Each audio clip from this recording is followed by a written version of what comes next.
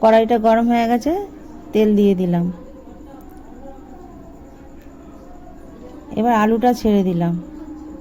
এবার লাল লাল করে ভেজে আলুটা তুলে নিলাম।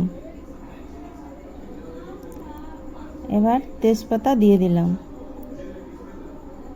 এবার পেঁয়াজটা দিয়ে লাল লাল করে ভেজে নিলাম।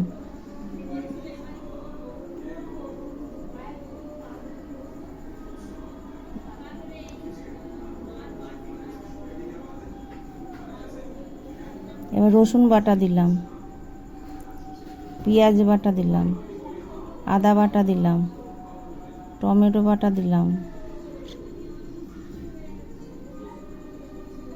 হলুদ দিলাম, লবণ স্বাদ মতন দিলাম,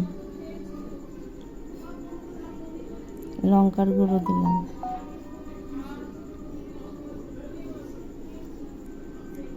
হলুদ দিয়ে দিলাম।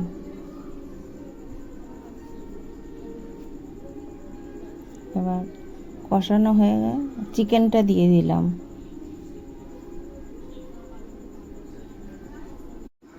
ভালো করে নেড়ে ভালো করে কষিয়ে নিয়ে তারপরে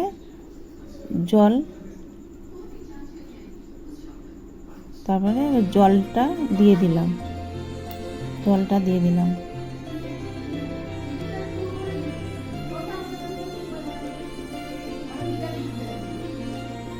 এবার ঝোলটা ফুটে গেছে, এবার আলুগুলো ছেড়ে দিলাম।